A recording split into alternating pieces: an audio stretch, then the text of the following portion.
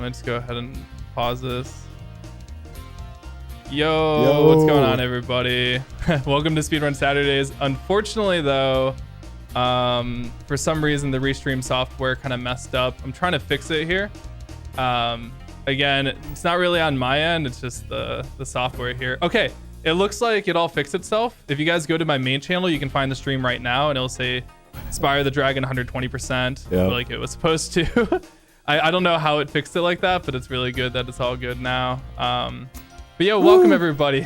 I'm so glad to have you all here. We got two handsome bearded gentlemen because somebody called me out last time for not calling myself handsome. So, you know, go ahead and gas myself up here. But I'm here to gas up Dayoman because look at this sexy mofo over here. Yes. You want to tell everybody about yourself? So my name's Dayoman. Welcome one, welcome all. You may recognize me from the EZScape Speedrun highlights. Where I'm the guy that went like, I'm the best. Also, I'm humble. I'm that guy. As you can tell, I'm humble. Very humble GG, right here. say You know? it back. So anyways, it's great to see all you guys. I'm going to be doing a commentated run of Spyro the Dragon 120%. I have a super long history in this game, but before I get too far into it, Easy, would you like to do a countdown? Oh, yeah, for sure. We have so much time to talk about stuff. So I am good to go. Are you good to go? Is the chat good to go? Is everyone good to go? Hype up in the chat. I hope so. I hope they're all locked in and ready to go. All right, 3, 2, 1, go. So yeah, guys. So my name's Dayoman once again. You're watching Spyro the Dragon. This is the very first Spyro game, not Spyro Reignited, not Spyro 2, not Spyro Year of the Dragon, not Spyro Enter the Dragon, not Spyro Season of Dragons, and especially not Spyro Goes to College and Refinances His Mortgage, the Dragon. So this run is 120%, which means we obviously collect everything in the game. This is the game's 100% category. So what we have to collect are 80 dragons, 12 dragon eggs. I think it's 12 dragon eggs. Don't test me on that number, by the way. I'm not known for my numbers. I'm known for my gaming. 12 dragon eggs. Thought it was 120%. You see, I don't have to know what I'm doing. I just got to do it. You know, classic speedrunner approach. You know. So yeah, so the 12 dragon eggs, and to those who are unfamiliar, what's a dragon egg? Those are the little blue guys that go like, nah, nah, nah, nah, nah. You know what I'm talking about. Freaking screw those guys. Oh yeah. Also, Sunny Flight. Yes, Give it up for the best level in the game right here, Sunny Flight. Yeah, a very slow-paced flying level, but interestingly, you'll notice I'm holding L2 right here. I got like a sideways camera. That's actually to manipulate the planes right here into having an earlier cycle. See, I'm also cranking it to the right using R2. So by using little camera strats like that, we can adjust the plane cycle AI to be in our favor. Ooh, missed that one, but it's no biggie. I'm a gamer, y'all. Oh, I missed that one too. Okay. We got this. We got this. Oh, no. So as I'm commentating my way through this, I'm going to be definitely flubbing a lot of like little stuff. Yes! The recoveries! Hype. There we go. Thank you. Only about a 2-3 second time loss. But yeah, so this run, I love it so much. I'm honestly convinced this is one of the best speed runs out there. As far as late 90s 3D platformers go, like I'm sure most of you guys are familiar with Mario 64, Legend of Zelda Ocarina of Time, but not a lot of love comes to the PlayStation 1 platformers like Crash Bandicoot. Crash 2 is an amazing speed game, Spyro the Dragon, and of course, games like Ratchet and Clank and, you know, many others. Guys, if you're a fan of games from this era, definitely go on speedrun.com and explore some of these titles that you remember from your childhood. There are some insane speedruns of these, and this is just one of my favorites. And yeah, so we're just getting out of Sunny Flight right now. This is the first part of the game where you start to see us actually collecting gems normally. And you'll know the actual gems that I'm collecting because they'll have a little number every time I collect them. So it's actually a value of like 1 to 25 depending on the color of gem. So even though there's 14,000 gems in this game, there's not physically 14,000 gems on the ground. But I would be very curious if someone would go and count all of the gems on the ground so that way I could have a fun fact to give to the GDQ audience next month. And yes, I am doing a run for GDQ. Say congrats right now, okay? Thank you. Yo, congrats, my guy. Yeah, this is a bigger stage right now, GDQ. but you know, I get it's pretty high. No, dude, I love. You know what, Easy? Like I gotta say, I've been watching your YouTube channel and stream for like years now, and it's actually really cool for me to be playing alongside you and to be hyping up on Spyro with you. Meeting you at GDQ all those years back was not all those years, but a few years back was a real pleasure. Dude. It was a few, dude. I know, pandemic's man. been going on for a minute, man. Yeah, it's been a hot minute. Me and G. Easy used to go to like the little donut shop across the street and like talk about games and how cute and handsome we are. And people would go up to him and be like, dude, you're the RuneScape YouTuber, now turned speedrun YouTuber. And he'd be like, yeah, thanks. And I'd be like, dude, I want to be just like that. So yeah. Dude, that's gonna be you next GDQ for sure. I think in part thanks to you and all the highlights and a bunch of support from all the PlayStation runners. The Rixer made a video, about me, and so Ricky. I'm really honored that people are supportive of my grind. You know, it's not a common thing to see in speedrunning where you get like a lot of support from the general community, not just the Spyro players, but just a bunch of people. But I think that's what happens when you spend a lot of time like on Twitch and in different people's chats and just being a familiar face, I guess, on the internet and in live streams. It really starts to kind of pay back to you as you keep doing your grind over the years. So to any of you kind of, I guess you could say like small timer like streamers out there, don't give up. Keep just doing what you love, and especially keep hanging out with people in their chats, because one day you're going to wake up and it's going to be 7 years later like me, and you're going to have like a homeless John Lennon looking beard, and you're going to be on EZScape stream. So, you know, just keep dreaming, because that's what I did, and I never gave up. So I hope that's some inspiration. I mean, yeah, networking is definitely huge, but no, it never feels like networking when you're just like kind of casually talking to like, you know, other streamers, other speedrunners. Yeah. It's all just a big you know, I don't ever look at like hanging out in people's chats as like a networking opportunity. I remember I went to Twitch. Let me tell you guys something. So I went to TwitchCon. Oh, fountain jump real quick. Oh, you can barely stand on one of those polygons right there to get that roll jump. When Spyro does that little somersault roll, that means he only has a frame or two to stand on that little part where he rolls. You can actually hold X right there to get up there. Cool little nerdy optimization right there. I actually didn't know that you could hold X there for about 4 years until YesWally1 made fun of me in a Discord call for that. So, you know, that's how you learn. By getting made fun of and speed bullied by your community, you know, it's natural. It's natural. Yep. How'd they even figure? I didn't. And let me tell you a little something about the input display. Okay, so if you want to play a game on console and use an input display, it's probably one of the most like headache, tedious, like annoying, nauseating things. Yeah. To any of you guys who have ever tried to get an input display on emulator, it's really easy because you can download a program and basically just show all your inputs. But on console, you need to buy a spliced controller extension cable. Not spliced in the same way as like a video is spliced, but like spliced like the cable gets like cut in half so it goes into 2 different directions. And plug that into an Arduino and then load the RetroSpy firmware onto that Arduino, and then you finally have it showing on your computer, but it's a crappy little JPEG picture of a PlayStation 2 controller, like 200 by 200 resolution with like bright red buttons. So it's like, all right, well, this looks terrible, so let me make a custom one. But I don't have the viewer in order to like make the custom one easily. So I go into the text document and go with the XY like coordinate. It's just a mess. It's a mess, and you can tell I'm very salty about it, but we eventually got an input viewer, so be sure to check out my stream if you want to actually see what I'm doing input-wise. And it's actually kind of interesting input-wise what I'm doing in this game, because like I was mentioning earlier with the camera, not a lot of players actually use the camera in this game. You see, the way the camera works is that it recenters behind Spyro whenever you charge, and obviously we charge a lot, but in order to make sharp turns in this game, we have to let go of charge, like like this epic movement right here. So whenever you let go of charge to turn, it's really imperative that you use the L2 and R2 buttons when you're on passive camera mode, which is the default camera that you use in this run. Interestingly, you can actually go into the pause menu and select active camera, which is actually slower than just using the L2 and R2 buttons. But some people swear, some people swear by it. Really? But I call those people stupid. I mean, I liked active as a kid, but that was because I kind of started like Spyro 2, and Hunter's like, come on, man. Like trying to sell me like drugs, Hunter's like, really Spyro, try this camera. Hey. I have an orb for you.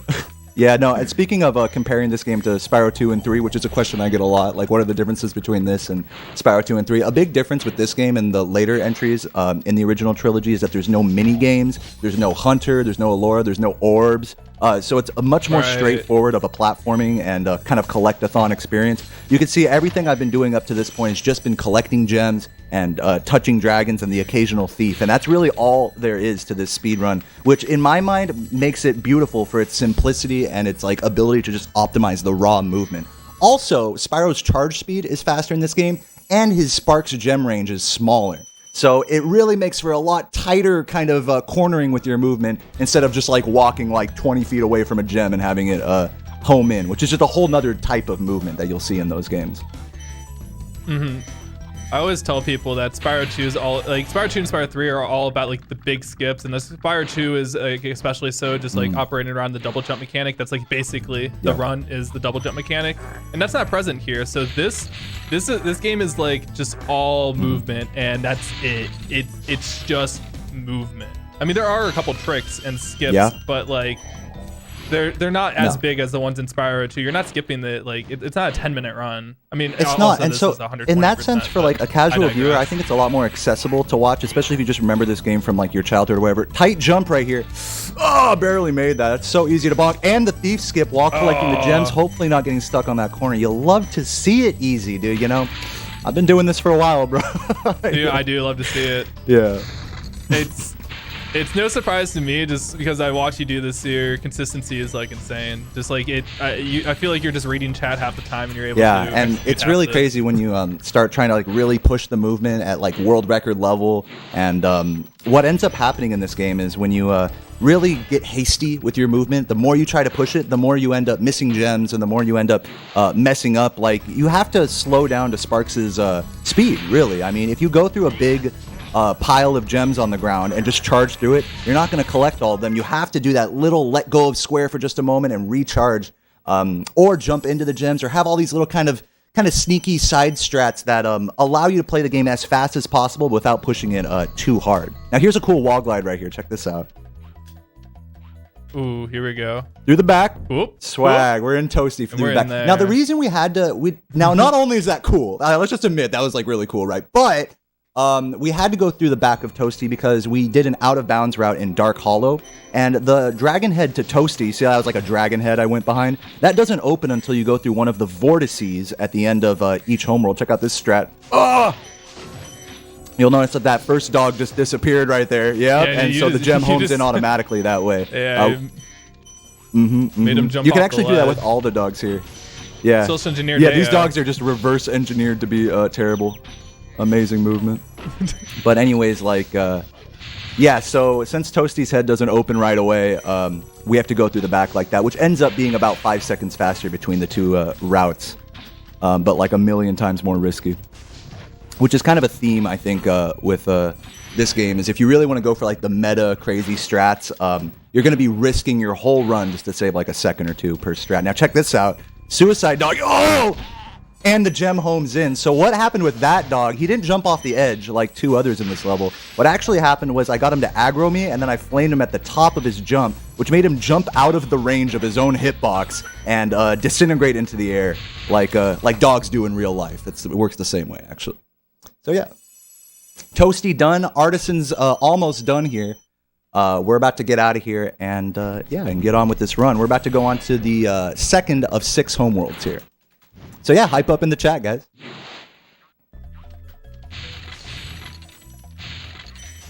Yes, sir. Sorry, I was just fixing up a little bit of audio delay, but we're all good now. Hopefully that fixes things for you guys. Dude, you were talking about about refining movement earlier, and it brings me back to watching like a long time ago, just watching Saboom stream, and he would be trying to climb up a staircase, but he'd bonk, and he'd spend 15 minutes analyzing that bonk to make sure it would never, ever happen again. But like he was sitting there bonking into the step purposefully, nonstop, just to make sure And to that end, every edge in this game has a different level of leniency. With these early PS1 games, the collision doesn't necessarily match what you see visually in the environment. So some ledges, it looks like you can't make a jump at all to them, and it works perfectly. But other ledges, it's like, oh, I should easily make this jump, and you bonk every time. So getting that level of familiarity with every literally every corner of this game is part of what adds to the consistency for a cool speedrunner like myself. Anyways, so this is Night Flight right here. This is the second. First of all, banger alert. The song in this level is amazing, and you'll notice that the song in this level is actually a little bit louder than some of the other levels. This game was a very rushed game in development, and you could definitely tell that with the boss fights, quotation marks, boss fights. That's another thing they changed in the later Spyro games, is made more, I guess you could say, meaningful boss fights. But really, for the sake of speedrunning, the boss fights in Spyro 2 and 3 are mostly just RNG, especially Spyro 2. So in a way, it's kind of a blessing that the boss fights in this game are so simplistic, because it allows us to, again, just focus on movement in those levels instead of like getting good bomb drops or whatever. Since we're flying around here, I want to just take a moment to talk about the way like momentum works in these flight levels. What you'd want to do is actually maximize like your curve whenever you turn. And check out this turn right here. Can I barely make this? Oh! Okay, it's really easy to bonk down. I made that look very easy. And that's because it is for me, you know, frankly. Again, I'm very humble, you know, one of the most humble speedrunners out there. No, that's actually a really tough turn. I'm lucky I got that. Anyways, yeah, the momentum in the flight levels, you want to dive down and then pull up really quickly in order to maximize your flight speed in a flight level. But that ends up sacrificing straight lines. So what I usually opt for is a more straight line approach in flight levels for safety, as it doesn't end up losing you much time at all. Now, notice how I grabbed that thief right there. I flame charge jumped him, you know, which is exactly how it sounds. You flame, you charge, and then you jump. Can I get this wall glide? One of the most satisfying ones in the game. Look how much. This one's really. Yeah. Holy crap! Look how much height you get on that one. That's definitely one of the best right there. Very lenient. Again, with the walls in this game, with the collision, some walls are more lenient than others when it comes to getting glides like that, wall glides. And that's one of the more lenient ones, but you got to get a nice big jump in order to hit the lenient part. And now, notice how I grabbed a Sparks right there, but I still was able to collect those 2 red gems right there. That was actually very lucky RNG by Sparks' eating animation. You see, when you're low Sparks, it's actually a really dangerous game you play when you're speedrunning, because when you collect a fodder, Sparks takes about somewhere between 1 to 3 seconds to grab the butterfly and refill his health. So as you're speeding through the game, you know, you're going to be Sparksless for that amount of time that he's trying to eat the gems. So I got the luckiest possible eating animation there in order to grab those 2 gems without having to run directly through them. Really nuanced, minor, tiny stuff that just ends up adding up to big mistakes or recovery situations. That's, again, a lot of the nuance that makes this game a really fun speedrun to me. Another little nuance thing is that I jump charge right here. It's hard to see from coming out of the dragon there, but that jump charge helps me get up to full speed immediately rather than spending a couple frames charging or jump charging to get up to that same speed. Coming around the side here, I bet most of you had trouble finding that ledge as a kid. I'll be sure to point out a lot of those as we get through them as well. Yeah, I did. Yep. I was one of those kids. Mm-hmm. Coming around this way right here. Try to get that bird to come towards me. Yeah, so those birds are actually really annoying. You want to manipulate them to fly towards you. In Clifftown, they're going to have even more of a effect with that manipulation. That was a tactical bonk right there. Sketchy bonk. No, it was actually an intentional bonk because it puts me at the perfect... Yeah, I invented that bonk because... No way. Yeah, I'm not even kidding you. That is huge brain. It's huge brain because it puts you at the perfect distance in order to get a flame charge on that fan chest. You see, you want to be at a certain distance and angle to the box in order to get a good flame charge, or at least a consistent one. Look at that double, just gorgeous.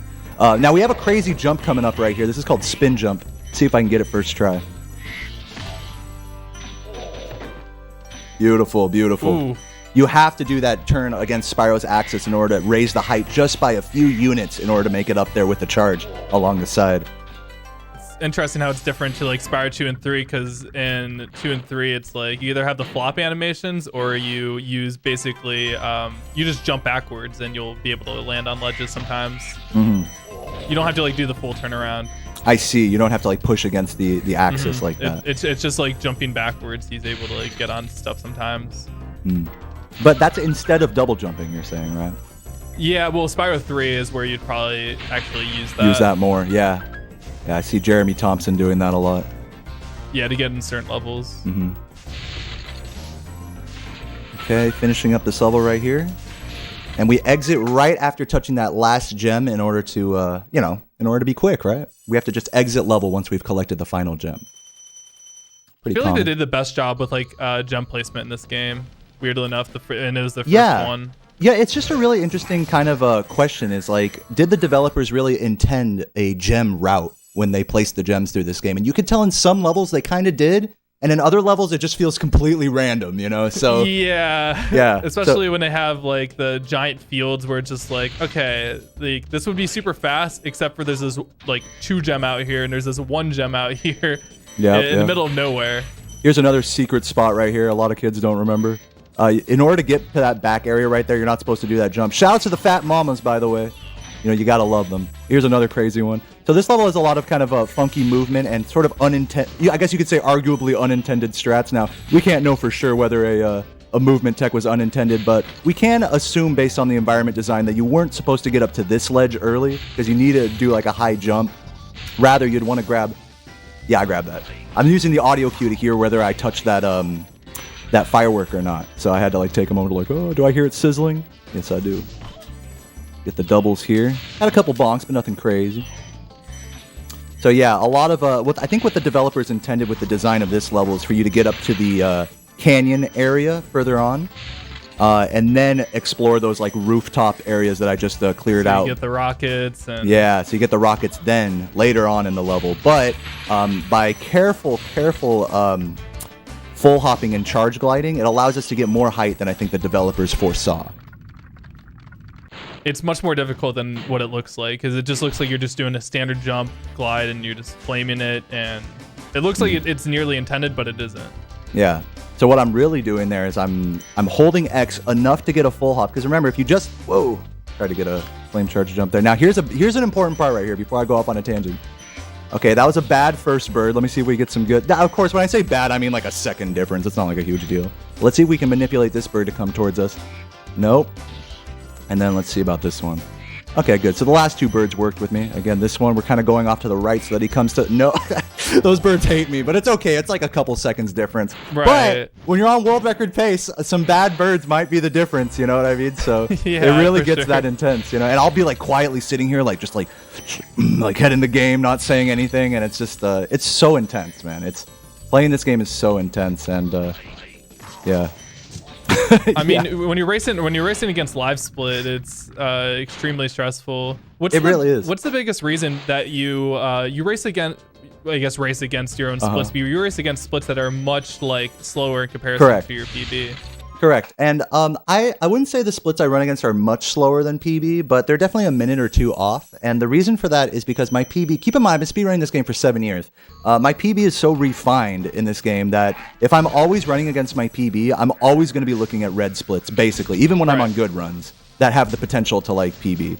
And for me personally, for some people that's like, you know, that's good and you like to see that and it's like interesting and it keeps you in the game. But for me, I prefer to have that positive reinforcement of just green splits. And so it's just really a preference thing. It helps me keep going when I want to no reset. I know for me and a lot of other speedrunners out there, it can be hard to no reset.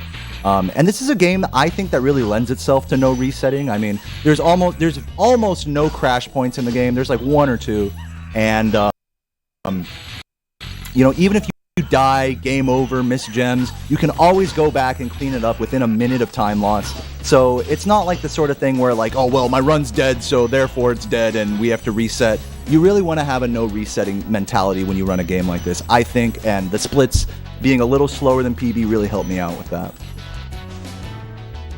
You mentioned crashing and like the stream had like glitched out. It was pretty funny. Oh my god. It's cursed. I cursed the stream. Stop doing that, Dayo. Don't look directly into the camera, bro. It can't handle it. Oh no. Hey. Bro, imagine that. Imagine if it did. Just my raw energy, just getting through everyone's soul. Okay, now check out this third cycle right here. You can actually get a quick kill right here. I just discovered this. I'm not even kidding you, like a month ago. Oh, I didn't quite get it, but it's okay. What it's only like a half second. Yeah, you can see it. Sometimes Shemp will like follow you around like that, but you want him not to. When I blow up those little like key chests, oh, hold on, Wally strats, oh, barely hitting her. That saves exactly like 3 or 4 frames. Are there any strats that you just simply will not go for? You don't think it's worth it or might lose too many runs to? God, there's a couple. You know, actually there was recently a what's called a human theory task that was released by John Unfill. To any of you who are curious, bring it up in another tab right now. Spyro 120% theory task by John Unfill. And there's a ton of strats in there that, while, you know, considered humanly possible, he did it with save states, right? Not with like frame by frame adjustments. So he would like, you know, do a section over and over and over, like with a controller, and get some of these crazy, crazy tight jumps that save like less than a second And there's a lot of like little things like that throughout this run. I'll try to point them out when I see them, especially route differences. Depending on my sparks value in some of the later levels, I'll be going for either easier or more intense routes. And again, if I'm on like a dead run or if I'm doing like a marathon style run like this, I'll be more inclined to go for like the more swagged out routes and just put it all on the line, risk it for the biscuit, and just fail like 90% of the time. There's definitely routes and strats that reflect that. We'll be seeing any rat proxies. Does that actually save any time in this category? No. No, so interestingly, Easy's referring to a trick at the end of the game where you have to bounce off of a rat in order to skip 2 levels and go straight to the final level. It's such a cool trick, but God, is it annoying. Stupid. It is one of the most annoying tricks in the game. It's stupid. You have to rely on a fodder. A virtual rat. Which is like a little rat. Yeah, a virtual rat to run into a corner perfectly. And on top of that, for you to get lucky enough to hit him in such a way where you get squeezed between him and the corner, which is easier said than done. It really requires a lot of finesse and just straight up luck and RNG to work. But if you can get it first try, you're saving 40 seconds off the next bet strat in any percent. Because again, in any percent, all we want to do is just kill Nasty Nork as quickly as possible. Now, in this category, Rat Proxy is not useful because we need to do those 2 levels that we would otherwise be skipping with Rat Proxy. So it doesn't make sense to do that. You know what I'm saying? Anyways, like that little jump I did to get up the ledge right there, as well as hitting those poles along the side, that's some examples of some like really kind of pinpoint movement that is kind of hard to achieve if you're not like really well practiced in this game. And you can see, you know, some of this movement, I flopped down the edge right there, but I had a quick like jump charge recovery right there. It's the recoveries, guys, that really show you like the experience, I think, of a speedrunner in general, not just for Spyro, but for like any 3D platformer. You know, no one's perfect. I'm not perfect. No world record holder is perfect, and if you watch any world record run, I mean, rarely is it going to be like, oh, nothing went wrong at all. I mean, maybe for Super Mario 1, but in these 3D platforming games, there's never really a truly optimal line. I mean, it's always based on what you've done before and how you react to the situation at hand, and that's another reason that I just love just 3D platformer speedruns, especially from this era. I feel like late 90s, early 2000s. Sure. Yeah. Such a golden age for these styles of games. There's such a high, this is really unachievable skill ceiling almost. Like, it just keeps getting higher. It's not that you're getting closer, it's just getting higher. Exactly. You never reach optimal. In Mario Brothers 1, there's objective optimal, you know? In this game, there is none. Laura's talking about Laura launch right now in the chat. I see you, Laura. Cutie. I'm gonna hit it. You know I'm about to hit it first try. It's a trick in treetops. I'll be sure to mention it when we get there. I'm also going to go for Flora Flop. Any trick that Laura finds, we just add the corresponding letter at the beginning of her name. What about Enter the Dragonfly? Flop. Listen, if I was bored, I could totally get... No, I'm just kidding. Dude, it's not... You could definitely run that. It does not seem like a fun thing to achieve, but it looks like there was actually a significant amount of grinding put into that one, which is crazy. Shoutouts to Yes Wally 1. There's another person whose name keeps coming up. That guy's done a lot of grinding in some of the offshoot Spyro games, especially Enter the Dragonfly. Yeah, I think he has the 100% record for that. I don't know who has any percent. The any percent record's like 15 seconds. I only recently learned that game was supposed to be on PC and Xbox, and then they were like, no, absolutely not, which probably would have fixed all of the frame rate issues. So, King of Spyro style. Exactly. Sorry, I had to swag out with my International Spyro Grand Prix merch right there. Shout out! Hey, by the way, since we're on YouTube as well, shout outs to Crystal Fisher, who's been a long time. Yeah, Easy knows who I'm talking about. A long time Spyro YouTuber, one of the first, and he organizes something called the International Spyro Grand Prix, which is just a very small, like Discord sort of tournament style thing where they set little arbitrary categories like collect 600 gems and 3 dragons, you know, and then they race that, and then they go through like a tournament style bracket with that to see who's the grand champion. Now, of course, me being a deluded, you know, hardcore speedrunner, I'm above arbitrary categories. I don't really participate in that as much while I'm grinding just normal 120%, but it's a really cool thing to those of you who are curious, kind of newer players who want to get into it. So check out Crystal Fisher's channel. You'll see a lot about that. Also, I just want to say real quick, we're experiencing some frame drops, and that's just due to the restream provider we use. It's not much I can do about it. I'm planning on switching it soon, but just bear with us, guys. It will fix itself out, I promise. But again, if it was my internet, then I wouldn't be able to see Dayo's beautiful face. So again, there's not much I can do about it, but it should fix itself out. So. rest assured, me and Easy are connected. Our hearts are connected through a fiber optic connection, so it's definitely the restreaming And the local platform. recording will be all good later if you guys want to check it out, or if you're watching it right now in there. What's up, VOD watchers? Yep. What's up? Popping, guys. Hey, can we get like a hello from the Twitch chat to the YouTube chat and vice versa? Oh, no! It's cursed! It's cursed! No, it's okay. So, like, look, this would be an example of, like, a quote-unquote run-killing mistake. Look how bad of a recovery this is. I'm losing, like, 10 seconds, out of, like, maybe. cycle now? Yeah, no. I'm going for it! Oh, my God, Dayo! Jesus Christ. I'm sorry, I had to. I had to ball out. Anyways. So, look, so now we're right back on pace, you know. That was what we'd consider that to be like, oh, that was such a bad mistake. You lost so much time. Like, this goes back to my point. This run is so good for getting into speedrunning and for no resetting. Because it just lends itself, even the worst of mistakes. Even if I were to game over right now, it'd take me less than a minute to recover and get back right on track. So it's a really good test in mentality and just keeping things together and keeping it moving. And I think that's such an undervalued skill in speedrunning. What are the names of these big beasts? Yellow guys? I don't know. Someone check the Spyro fandom wiki right now. What are those guys called? I remember looking it up once. You know what's funny about these guys is some of them will just roar at you. Like, they'll just make it seem like they're all scary, but they won't actually attack you. And then they kind of condition you to think, oh, these guys don't attack you. And then some of them will just straight up body slam you and just destroy you. It's like, oh my god. I thought I fever dreamed. The developers definitely pulled a fast one. Just into my consciousness as a kid. Like, I didn't think they were real, and then I played again, and I was like, oh, this is a real thing. Yeah, they're definitely one of the nightmare. Yep, one of the nightmare creatures. And we're actually about to come up on another nightmare creature in the next level. We're about to come up on the spiders, or the beetles they're called. Those are another. We'll be sure to point out all of the nightmares that you had as a kid growing up with some of these enemies. Hey, shout outs to the early PS1 graphics, man. This game, I mean, the Spyro games are very nice aesthetically in comparison to like what was available at the time. And they really did a great job with the camera work, again, compared to what was available at the time. Yeah. Because...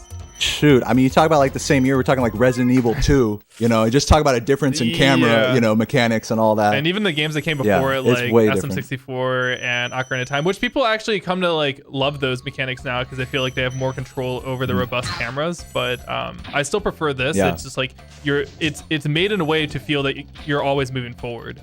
And that's the whole point of this game. Charge forward the whole time. Nice. Oh my god, I love this homeworld strat. Very clean. Yeah. Magic Crafter's Homeworld. I love this so much. Yeah, I mean, the camera, I think that's like one of the common issues I think people are always talking about when they talk about games from this era is like the camera is so annoying. But I think one thing I've learned playing this game, and as well as other like annoying camera games like Spider-Man 1 and things like that, is you got to just learn to make the camera work with you. You can't like, you can't really always be fighting it. It's the same thing with Sparks or anything else. It's like, does the frustration come from like how you feel about the game, or does it come from like how you view your own gameplay? You know what I mean? And those are just two different. I think one has a more positive like growth mindset, and another one has like a oh screw this game kind of mindset. Except for Resident Evil 2, like you said, I still can't get over it. Yeah, screw that game. No, there's a magic to that as well. Yeah, no, there is. I mean? In terms of like speedrunning and stuff, or just like going back through the playthroughs, because now you have to like change your camera angle as you're going through somewhere to not get hit. Exactly. Going from room to room, you have to like change the joystick input. Oh, that's what always got me. These supercharged segments are pretty difficult, huh? Yeah. I can tell you. Yeah. That's when you get serious. Like that's when I know you're a true speedrunner. You start focusing so hard. Yeah. This level has one of the harder supercharges in the game. The route I'm going to go for here is called Bike Caves, which is named after a Skype emoji from back in 2013 when this route was found. Yes, it goes all the way that far back. Now check this out right here. I'm going to focus mode. Nightmare fuel, by the way. Could ruin everything.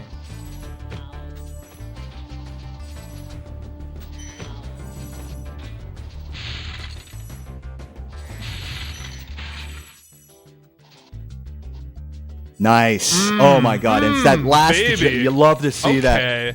You love to see that. Guys, That last jump right there is the hardest, by the way. There's the polygons like on the floor right here. You can see they're all like, you know, different directions and stuff. So you have to jump off a polygon that is like an upward trajectory in order to make that jump, or else you don't go high enough. You guys are watching over on YouTube. Make sure you go ahead and drop a like on the stream after watching that beautiful movement. Also, make sure you drop a follow to twitch.tv/Dayoman, you know, to see more pod content just like that. Come on.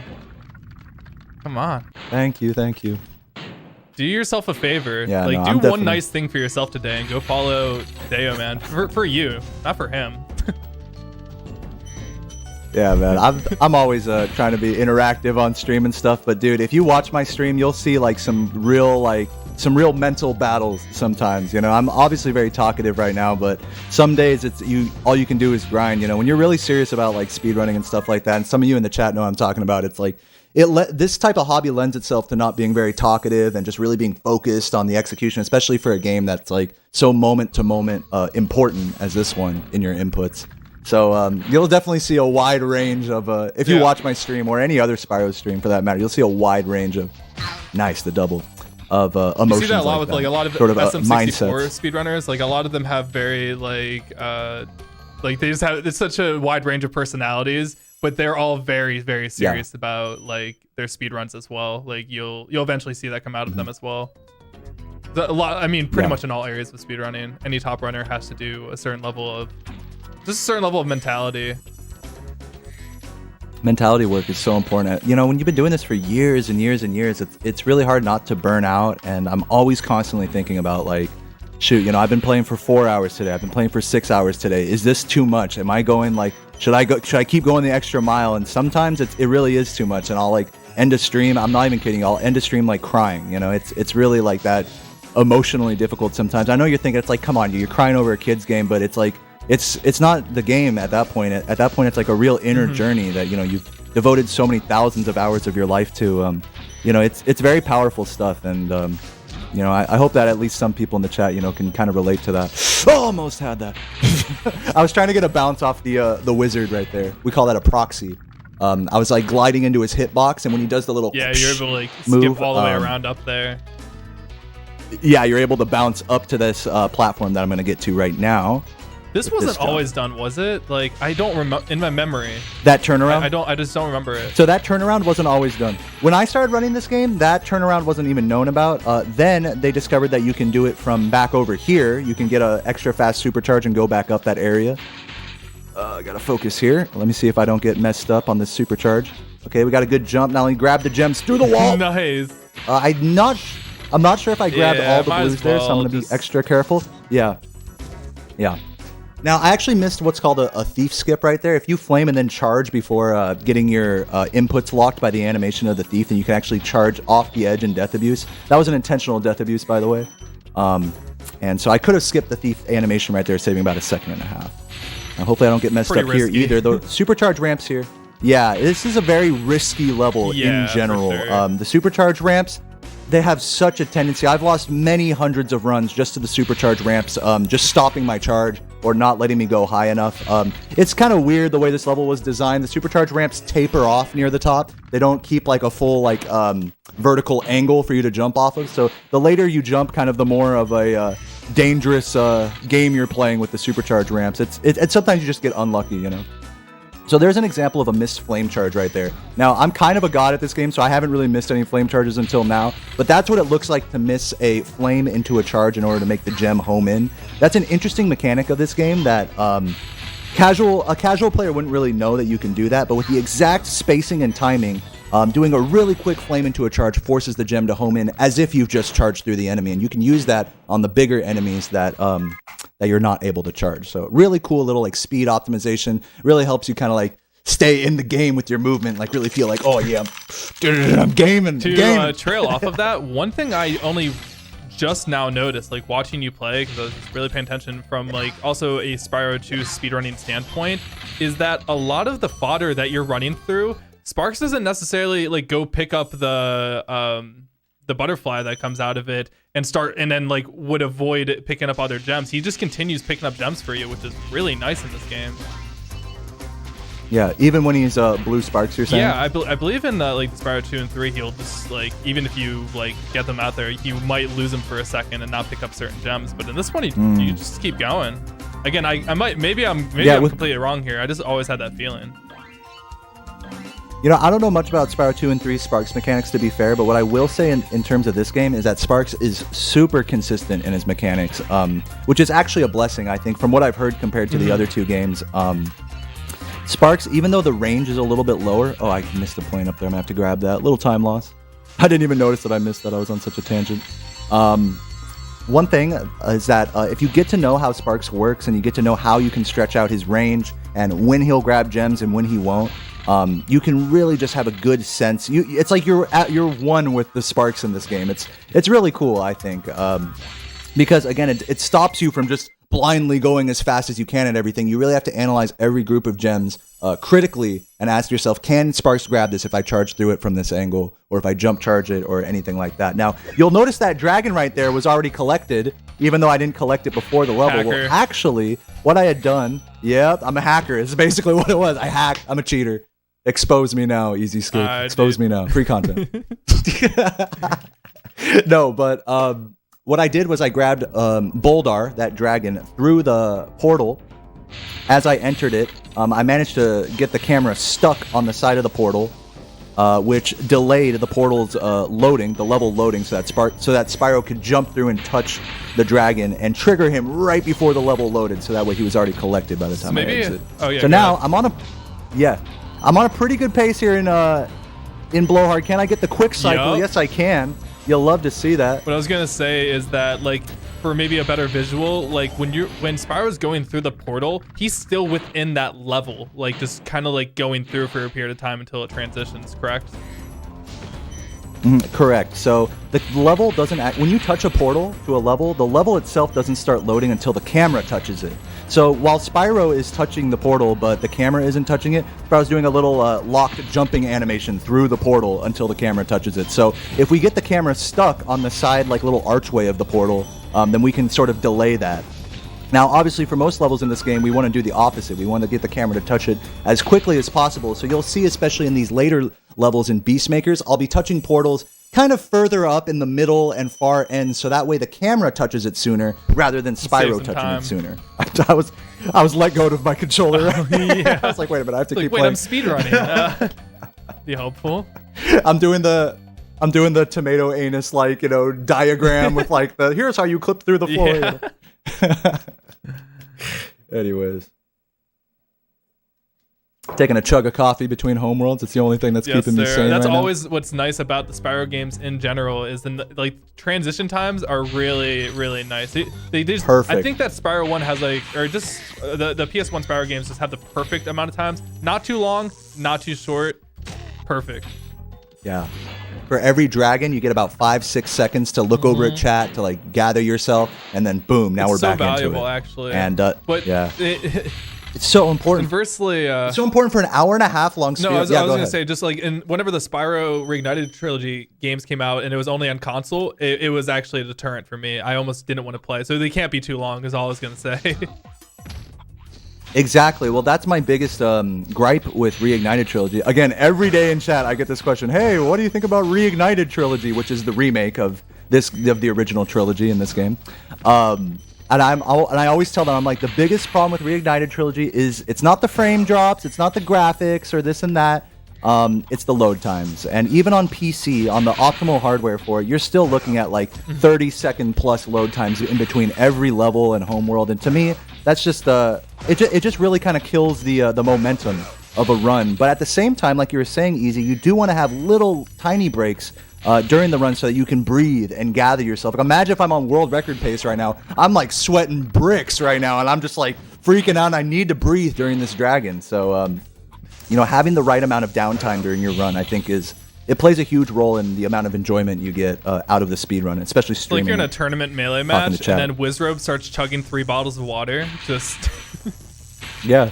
No, it's the same thing. It's the same thing. That's what I used to compare it to. Yeah, that's totally the same thing. Like when you're in a fighting game, you're playing this super intense, melee, and it's like all these inputs per second, and then finally, like, you finish a game and it's like, all right, let me just breathe and drink some water, you know, and yeah, Wizrobe, you know, drinking like 20 drinks, or S2J drinking the Red Bull and the water and all that, and the mystery juice. The mystery juice, Johnny 2 Sips. Yep. Oh my god, I've been following S2J on Twitch, and I actually love his Twitch channel because he'll be playing like StarCraft in the dead of the night, and I'm like, I don't even know what's going on, but I'm like, this is sick, man. Go Terran, dude. Listen to the old music. Bro, I went to Barcade last night. Like the first time I've been out, and I can't even remember. It was so bizarre being like somewhere, just in general. But like, I got on a melee setup and just started just destroying a bunch of normies. Like, so nice. They had it on an LCD. Yes, it was stretched to 16 by 9. Yep. Every single GameCube controller had it. Classic Barcade. They all had the sticks ripped off, and none of them had the Nintendo GameCube logo on it, so they were all fake. Yeah, we're a bar for gamers. You know, it has the most scuffed emulator, lag setup for Mario. It was. I was still vibing though. Classic. Hey, so back to the game here. So you guys noticed that I actually charged into those fireworks chests without taking damage. I was actually using the invincibility from landing in the Mountain Dew Baja Blast right there. Pardon me. This is the normal flavor. The blue one's the Baja. Baja Blast. And then see. So yeah, so the reason we go down to the bottom there instead of the top of that portal is, again, so that the camera can touch the portal more soon. You're going to see that every time I enter. Pay close attention to when I enter each level in this home world. It's not exactly that Spyro touches it as quick as possible, that the camera touches it as quick as possible. This is actually one of the harder flight levels in the entire game right here, because you have to have I'm not going to say perfect, but you need to have very clean movement in this first half of the level in order to get the proper cycles for the second half. So as long as I don't flop there, which we didn't, you should be in a beautiful position to get this little strat right here. I love the flight level optimizations. They're so hype. Yes. Oh, give me that one. Oh, it's okay. You don't need that one. Yeah, you don't need that one. That was like extra swag. Yeah. Yep. You can just get him here. I was like really trying to go for. Give me that guy. What up, Ruh? What up, Yo, Natty? what up, Ricky? What's up, Randy? Oh, shouts to Randy. Shouts to Randy Bobandy, the Spyro 2 reignited any % world record holder in the chat. I remember when it was me. long time ago. Respect your elders, Randy.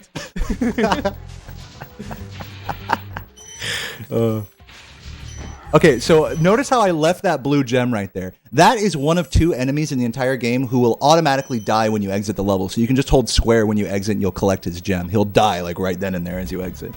I don't know why that's a mechanic, but it is. Speaking of amazing levels, here's Misty Bog right here. These are some of the most annoying enemies. If you mess them up, they have super long damage animations. They literally just chew you up for like 4. Yeah, chomp, chomp, chomp. Now we gotta pray that the frog cycles are good here. These are looking a little scuffed, but it's not a big deal. These are the worst enemies in the game to deal with. The frogs or the both shrubs? Together, the shrubs just are like really bad. Level-wise. Yeah, the frog. As you can see, there's a frog lick right there. That's what happens when you get unlucky RNG. But level-wise, honestly, for me, Misty Bog has really grown on me. If you're a newer player and you're trying to speedrun this game, this is easily one of the worst levels. If you're not confident with flame charging or any of that, you need to have good flame charges in order to make this level consistent. And even then, you can see I kind of got. Oh, the devil! You can even see I got. Yep. The shoutouts to Laura. That was Where's nasty. Laura at? That was actually nasty though. The Delora double. Like, yep. If you know, you know, but that was actually sick. Yep, shouts to Laura for finding that one. Okay, good cycles here. Don't run away. Nice. And so you can see these frogs are about to lick me, but I'm just barely flame charging them in time. Now, right here, you got to get these flame charges on these hogs to save the most time. Let's see if we can get them. Got that flame charge, but I missed this guy's normal charge, which is just like screw you, Sparks moment right there. And then didn't miss anything. We get to look back and we're good. Like enemy-wise then for you. If not Misty Enemy-wise? I would say probably Dark Passage is one of the tougher ones because you have the turtles in that level that will shoot you very easily, and you can't flame charge them. So they're basically like the frogs except unflame chargeable, essentially. Yeah, that's what I would say enemy-wise is the worst level. But yeah, I think you know, as you refine your pardon me, your strats in this game, you really get a feel of like when enemies are going to. No! Come on! I have to take the death how there. you I have didn't to. grab It's it. so Like stupid. Yeah. That's happened to me. That actually happened to me in a run the other day as well. When I was on like world record pace, I was like, why? But yeah, get bogged. Anyways. What's the worst level to be off cycle? Good question. Let me think here while I do the swag out strat. Oh, hold on. Kind of swag eyed. You can wait till the load screen if you need. I know, right? Try to talk in game. What was the question? I was just saying, again? what was the worst level to be off cycle? Like, if you made a mistake and now everything is just out of sync.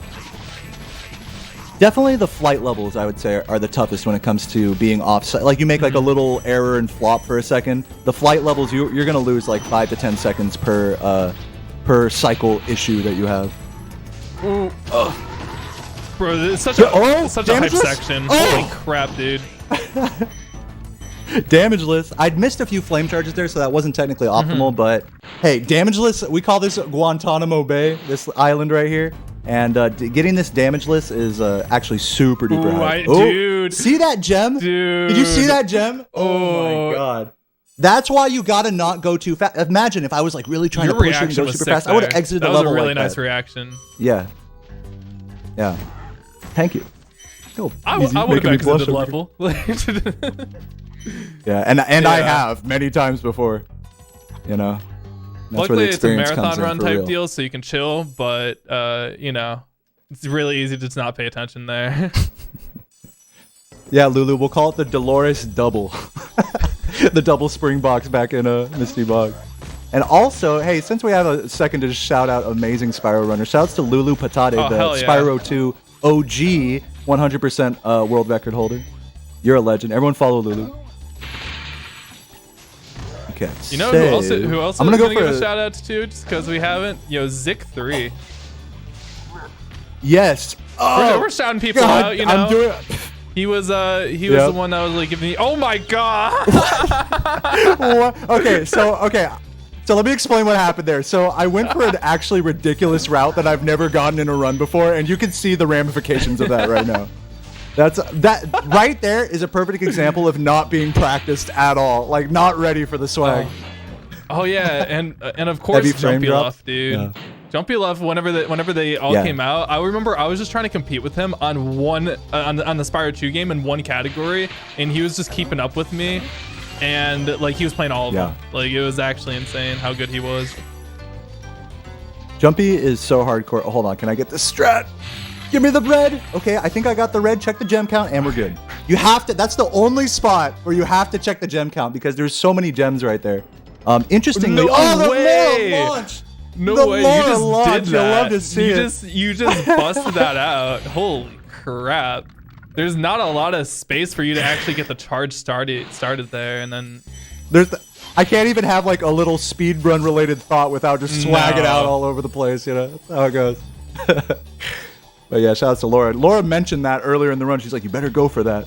I'm like, I got this you, level's Laura. Really sentimental for me because this was the only level on my dad's memory card that wasn't at 100%. So like, I remember I like went back all the way through and then finally did it. Just be like, you proud of me, Dad? This is the last one. I feel you on that. There's always like a soft spot for the last level that you complete 120% on. Same thing with all the other Spyro games. It's like, all right, where do I have to go back to? And then it's like you spend like 20 minutes in the level trying to figure out the spot you can't reach. I mean, the Spyro series is where I found my love for video games at because it like really like pushed me as a kid. Like looking back on it now, maybe it wasn't so difficult, but when I was like a stupid like 10-year-old, oh my gosh, it was so incredibly difficult. And I would just be like, okay, actually I'm gonna wait here for a second to look at this. Very nice. Nice. Got the stone knot skip right there. You cannot get that height without rubbing against that little side of the ramp right there, but if you go too hard against the wall bump right there, you will bonk. So it's a very specific angle. I actually made an entire video explaining the way supercharge mechanics work in this game, and I even put like a little protractor right in that spot right there, so you can see the exact. I'm not even kidding you. You can see the exact angle. Have you ever marked your CRT in order to like get strats?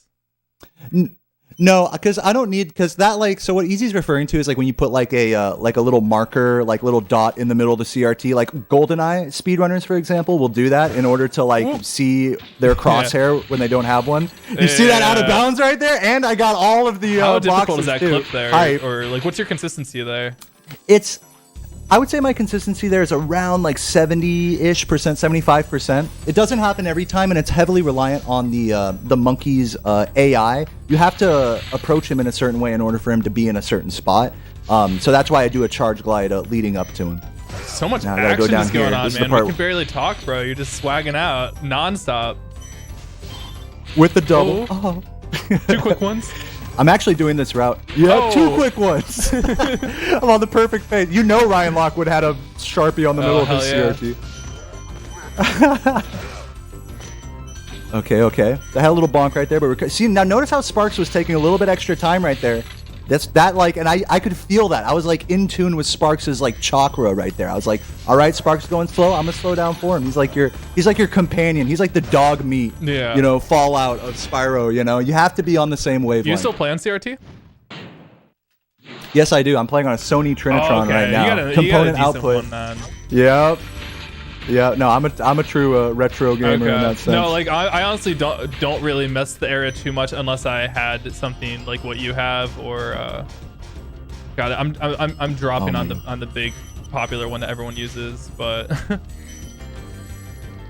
yeah, of CRTs. like I don't know why I just can't get it in my brain. You can't do it.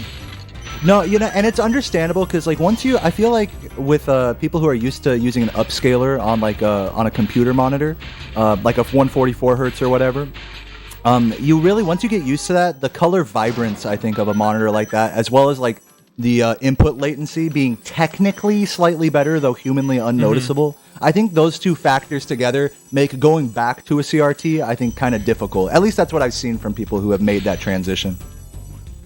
So I think the point is that LCDs and upscalers are the future, dare I say. I mean, I think like but for now, check it out. The record event. Oh, Swag. nice. Oh, it's beautiful. It's the Break the Record event with SM64. They all were using retro tinks, I believe, and like for some of them it was their first time, but it didn't seem to like hold many of them back once they were able to adjust. So. Exactly. You just need that adjustment period, I think, being on that different type of setup. I know for me, when I was at GDQ with you, in the practice room, they had a bunch of, upscaler LCD computer monitor setups. And when I would play Spyro on those, I was like, dude, it's not that I hated it, but initially, like, I kind of hated it because it's like, man, I really need to get used to this, you know? But then, like I said, once you do, it's like I feel like it's hard to go back to the CRT. Another thing is that a lot of people are used to playing CRTs with composite, the red, white, and yellow cables, and those do not translate well to capture cards easily, and they have this kind of washed out look to them. So it's really hard to find a CRT that actually has RGB or component inputs, or S-video for that matter. And they're not getting any more common. I'm lucky to live in like a big like metropolitan area where people are just still leaving CRTs on the side of the road. And I have half a mind to start collecting them. I have a second one right behind me here that you can see. All right, check out this cycle. Also, sorry guys, can I catch a little bit of lag right now, just as a heads up. Not much I can do about it right this second, but yep, sorry. Let's see if you can get it. Yeah, we're doing what we can. Nice, we got the cycle, no problem. You have to flame that guy like as late as possible in order to catch that cycle. I just made a Dreamweavers tutorial going on ad nauseum for 20 minutes about that guy. Are you going to be making a tutorial for every single level? I have made a tutorial for almost every single level, and yes, I am almost done with my tutorial series. I have 4 more videos to go, just have Nasty's World left. And I'm also going to be releasing a set of images that are overhead views of every level with the route drawn onto it, an easy route and a hard route drawn onto it through Microsoft Paint. So as far as beginner resources for this game go, there hasn't been a lot for many years. It's always been the sort of thing like, oh, just, try it without a route and then, watch a run, but I'm trying to provide more resources to new players. Let's go. Very with the clean. Let's that was go. So sick. I love that one. That was found by accident. Yeah, was that found by accident by jumping? God, who found it? Maybe. I don't know who found it. I remember Saboom showed it to me. I remember seeing it once on his stream, and he had like a really slow setup for it, but Yeah, I remember Saboom showed it to me once. And then what ended up happening was me and Farnia, another Spyro 1 legend, ended up doing a ton of workshopping on the setup for that trick, and ended up discovering that wind tunnels, like the little tunnels that Spyro kind of like spins up, wind tunnels, which are relevant for that trick, actually spit you out at different heights and angles depending on how you enter them with what kind of momentum you have. So if you just charge directly into a wind tunnel, that's going to spit you out differently than if you full hop into it, which is going to be different than if you charge jump into it. So a lot of really tricky nuance to that trick, because that all affects the setup for that wizard proxy. So really, really nuanced stuff, but we eventually found something that was kind of consistent, which was a half full hop into the I got a question for you. So you upload pretty consistently over on your YouTube channel. Do you edit all of your own videos, make your own thumbnails and all that, or you got some help going on? Yeah, I make all my own thumbnails. I edit pretty much all my own videos, except for there's a couple of like highlight style compilations. I have one editor that helps me out. Shout out to the homie Nin Fan. Thank you. He actually just sent me another highlight reel today. Did I? Hold on. I'm just going to check this. I'm not sure if I got this done. Okay. Yeah, I did. Better safe than sorry. But yeah, I do have one editor, but for the most part, all my YouTube content is of my creation. Again, so guys, I apologize for the frame drops. Like, it's never been this bad before as far as like the stream provider I'm using, but hopefully it's still watchable enough for you guys, and I assume it will fix itself here soon. But appreciate you for being here. Yeah, I'm seeing like the orange colors. I love you, Twitch chat, and I especially love you, EZScape's YouTube chat. You guys are OG goats. OG Bobby Johnson. I love you guys. Okay. Now, the flame charges on these guys are just so annoying because you have to get extra close. And you notice I'm doing a jump flame charge for the ones that are grounded because their gem actually spawns up in the air, which makes it harder to do a grounded flame charge for. Oh, beautiful movement right there. And we're going to finish up the level right here. This is one of the harder levels in the route, and I did that pretty cleanly, except for that little turnaround I had to do to check the gem. But hey, better safe than sorry. That's what I say. Yeah, Spyro's going too fast for the frames. It's really frustrating though, like because like it's not like a yeah, that's fine. That's fine. The route accounts for that. It's not like a matter of me getting better internet or anything. It's just like strictly the service I'm using. But hey, yeah. Yeah, it's kind of weird. It must be the RTMP server because I also have like really good internet. Like you haven't dropped any frames like yourself, like other than maybe very minor ones. But like, so I know it's not like on my side. Did I get all those? I was like not looking at the screen right there. I was like looking at OBS, like double check. I'm like, yeah, you're right. I'm not dropping anything. The double. I invented that. I invented every double spring chest in this level for the record, and I'm humble.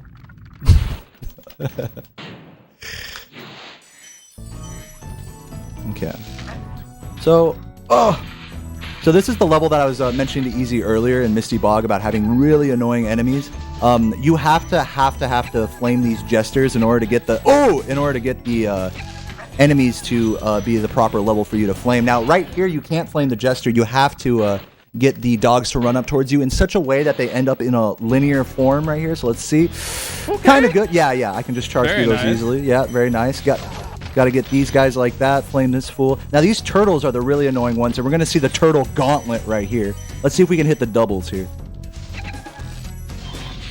Beautiful. Nice. And you can hear them like blasting off their little cannon attack. Like I literally have frames before they hit me during those turtle kills right there. Same thing right here. And part of the manipulation there, I think I got that blue. Part of the manipulation there is having the turtles be either off screen or on screen to bait their attacks out or delay them appropriately. So that's again where the camera, using the L2 and R2 buttons for the camera really helps you out in a situation like this. Hey, what's up, Composer? Good to see you, man. There is a way to do that without 360. Oh, and a quick little demonstration. Nice. Oh, swag. All right. Anyways, that's only on the specific version of the game, right? I think so, right? I'm actually not sure about that. I've never played on any other like PAL versions or anything, but I've heard from people in the chat that the PAL version you do die there. That's one of the few things they fixed in PAL. Jump charge to get extra speed right there. Love to see it. Here's an annoying room right here. I can potentially get a team kill right here. Oh! I'm not sure if that counted. I think that was a charge right there. But you can get the guy to shoot his little doggy right there and flame damage charge off of it. Yeah. Also, I've hit every single double spring chest. This is actually a pretty clean dark passage, I gotta say. Beautiful. That firework is so annoying. Now, with those fireworks right there, their hitbox is right on the ground. So if your flame is at a certain point in its animation... oh! That's fine. If your flame's at a certain point on the animation, then it's not going to hit it. So imagine you miss that firework, and then you have to go through that entire underground section again. 30 seconds of movement, at least. And clean, and getting out of there. I always love the transitions in this game. Yeah. That like you like how that you fly in and out of the levels. I wish they kept that, but I think for certain level layouts it wouldn't really work. You know, that brings up something really interesting. There's a miscellaneous category for this game, which is slowly becoming a real main category called Vortex %, or just Vortex we call it. Where the only goal of that run, is to jump through every exit level vortex, that golden vortex that I exited through in Dark Passage. So what ends up happening is they have to enter in a cheat code at the beginning of the run to unlock all the worlds. So it removes any necessity to collect anything in order to move on through the game. So it's a purely movement-based speedrun. Which is, to me, that's like so cool because it's like every other category for this game, like 120%, any percent, you have to collect a certain amount of gems and dragons, and so your movement becomes tailored around that. Whereas in Vortex, it really opens up the door for you to do as many crazy wall glides and enemy proxies and just get from point A to point B as quickly as possible. It's a whole other approach to speedrunning this game. And it's a relatively short category. A new player could get a sub 30-minute run easily. So to those of you who are new to the game, be sure to check out Vortex %. And shoutouts. Yeah, shoutouts to Hummeldon for popularizing it too with his YouTube video. Yeah, check out Hummeldon's video about Vortex if you're curious about it. And be sure to check out Nova Spell's stream. She's a legend. Go sub to her. And yeah. Amongst a myriad of other, Spyro streamers like Pander, and I can't even think of all the names right now, but there's probably more Vortex streamers right now than actual like normal main category streamers of this game. So it's quickly becoming the OOT randomizer of this game, you know. And but I love it because it's like, to me it's a really pure speed run of the game. Even though there is a cheat code in it, making it a miscellaneous category, it's still very much a serious speed run. And they've Nova, Farnia, and others have really pushed that category very far. Shouts to Gazco, my boy, wherever you are out there. Love you, man. I'm sorry, guys, about the frame drops. Like, again, it usually fixes itself out, but it's, it would either be working or not working if it's my internet. So, we're here, we're chilling. My run energy is too strong. Every time I look into the camera, the frames drop because of it just gets scared. The stream gets like, it starts to feel a little shy, you know. Okay, so since I have blue sparks right here, I'm gonna go for the Saboom route. Okay. Now, this route is very finicky because it's reliant on basically a 50-50 supercharge in its consistency. So we'll see if we can get it, but for now, we're just going to try to have clean movement. And hopefully going back for that turkey didn't affect the cycle too badly. We are going to catch him. Nice. Love that. Oops, should have claimed that. No biggie. That jump right there, you can see there's a couple of like lag frames right there. It's so easy, 69. It's so easy for your charge glide to get dropped there. This is one of those levels where the input drops are definitely real depending on the jump you're doing. A little damage boost to get up here. Yep, super cool damage boost. You can actually bait out the arrow a little early from that guy depending on your approach there.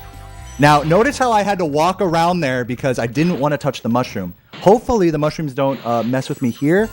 Oh, they did. That's okay. Not a big deal. I just have to have a little skimpier of a cleanup here. Just wait that out. See what I'm saying? How the fodder can really get in the way of your pace in that way. That was bad. Yeah, so I don't know what to do here. Well, I'll have to do. Okay, guys. So because of that, this is really interesting. We're gonna have to go for what we call the Dayo toilet bowl strats. Okay, and I know what you're thinking. You're thinking, what the fuck are you talking about? No, just pay attention. You'll see. You'll see. Okay, we're gonna have to get this.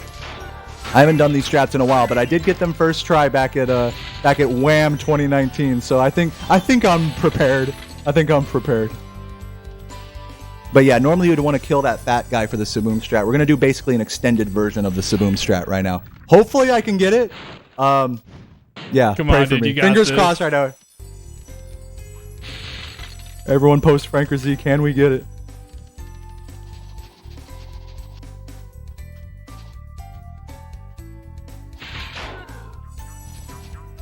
Oh, no! So close. How many lives? Do I still have a life here?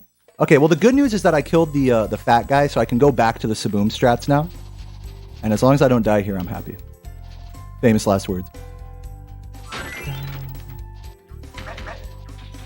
Nice. Live. Okay, we're good. Chilling. So what I wanted to have happen there was bump up to the upper level where that island is. But since I missed that, that's like the 50-50 I was talking about. It's like you either get that bump or you don't. And it's just one of those things you kind of got to get lucky with. But we are alive. We're not game overed yet. Of course, we are on Turkey Island right now, so anything's possible. I can come back for those gems. Get the double. Oh, I'm sorry, guys, about the lag. I somewhat want to like restart the stream, but like it might screw up a bunch of things. Like we could pause the timer and stuff, but I'm not really sure what I want to do. Because again, it's the provider. It's like literally the restream provider. So even if I restart it, it probably won't change anything. Yeah, we could like lower the bitrate and stuff, but whatever. It's fine. Guys, you know, if you really want to see some high-level Spyro runs, just follow my channel. A shameless self-promotion, you know? Like, if you're thinking, like, man, I wish I could see this game in stunning 1080p, 60 FPS. Well, you know what? I happen to stream this game every day in stunning 1080p, 60 FPS at world record levels. So just follow my stream, or don't. It's okay. I'm just shamelessly shilling right here. I love you guys either way, no matter what you do. I do appreciate all you guys for chilling with us here, even during all of that. And I'm glad it's good enough for you guys to watch at least. So again, if you guys want to check out the VOD, you can go to on YouTube, type in Speedrun Saturdays, and you can find our VOD channel there, and you can watch all of them back in perfect quality. On the EZScape Speedruns channel. You'll love to see it. And I heard, I heard a little bit of insider information from EZScape that the highlight compilations with some commentary might be coming back. Am I letting the cat out of the bag right now? We were pretty transparent about getting rid of the weekly highlights over on the second channel and moving them over to the main channel in a just in a different form, more of a video essay format. So yeah, I think the first one's going to be next week. Yeah, way. Ooh, get hype, get hype. Oh. Easy, you better put my face as like a weirdly cut out thumbnail of me going like, oh! I'm just joking. I'm just showing single cake right there. Single cake. That's actually a really tough jump right here. All this movement you see right here, can I hit the platform? Nice. Normally you get pushed off the edge by that little enemy right there, so really clutch movement right there. Now we just got to do the jock fight and hopefully not die here. There's also, what I'm doing in this level is I'm going for a tough route. Another Yes Wally 1 route, shout out to Wally.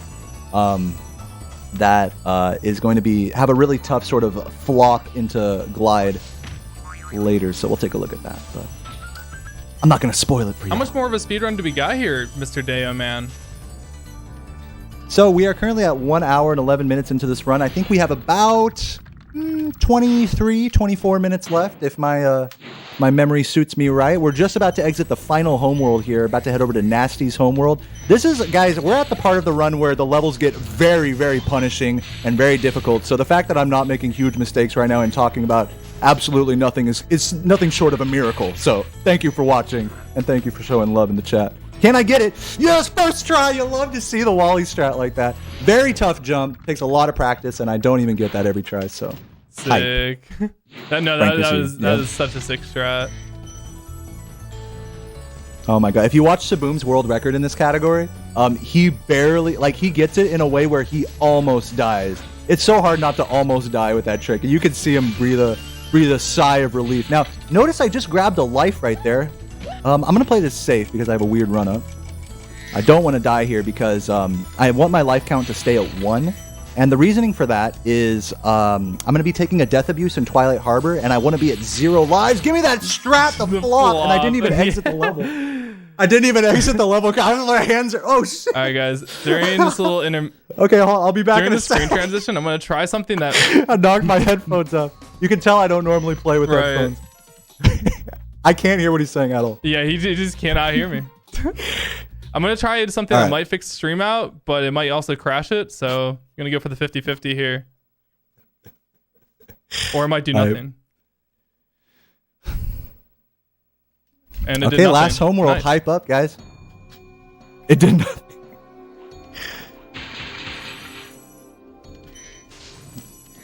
All right. Yeah, we are in the final area of the game. At this part, not too much more to go here. Yeah, this area is a real doozy. You see this rat right here? Look at this rat. Look at this guy. Look at this legend right here. That rat right there. I was gonna do it. He didn't do a good one. He didn't do a good one. That rat has to give you a good cycle in order for you to go for the trick where you bounce him into the corner. You attack him, get squeezed between him and the corner, and then get launched up into the air and are able to go to the final level early. I'm going to have to do that trick, or at least try to do that trick in GDQ in about a month, so pray for me. It's probably not going to work, but I'm probably going to have a couple minutes to try it, so if it does end up working, that'll just be the most blessed from the run gods type of thing. But, hey man, if it can happen first try on record, it can happen first try at GDQ. I don't see how it could go wrong, personally. Yeah, this jump is a little finicky. You got it. Jump right there. Get past that. But just getting that quick, like, sort of recovery and turn around and trying to jump again, that missed jump only cost me maybe 2 or 3 seconds, whereas, it's like, it's easy, when you're not used to the mechanics of this game, for a missed jump like that to cost you your entire life. I'm not even kidding you. And then you miss it again, and then you have no sparks, and then you got to recover that way, and it's just, the problems kind of add up if you don't have good recovery in this game. Not beautiful. So I actually broke the strongbox right there early. We call that TNT trick, or TN trick, if you want to really do the compound word right there. Shouts to Chris LBC. I'm the real Chris LBC. All right.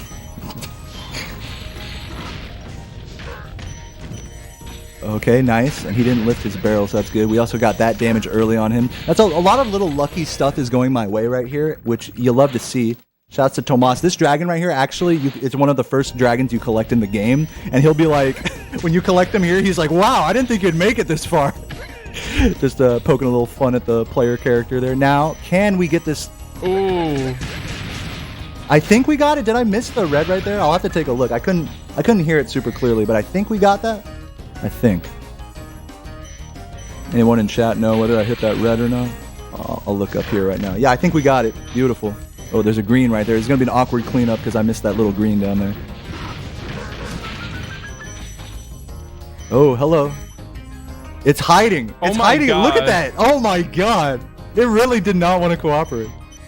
So a really great example right there of what we'd call bad gem RNG. See, that gem can actually land much closer to me and make that like pick up way easier, but gems land in a little radius of like a couple feet from their spawn point.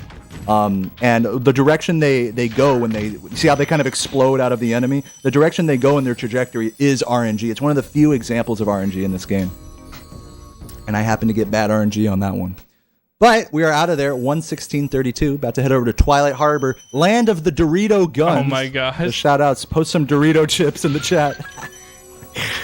You'll love to see it. In Reignited, they actually took the enemies in this homeworld and they gave them all like Splatoon guns, which honestly was the worst artistic choice in my opinion. But you know what? Dorito gang for life. If you're a Dorito chipper, make yourself known in the chat. Now, I didn't have an accidental death, so I should be good with 1 life here. I came up with a single death abuse route in this level. There's actually a number of different routes, including a squeeze proxy you can get off that enemy, which Saboom goes for.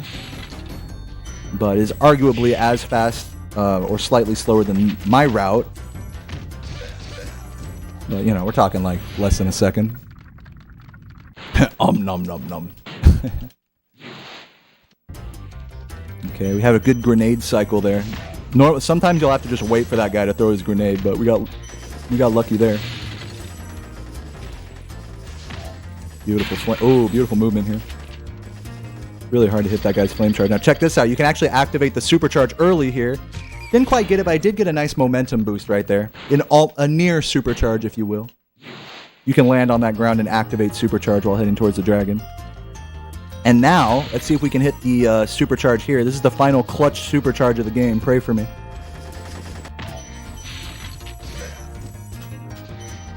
That's okay. We don't need that gold. We can grab it later.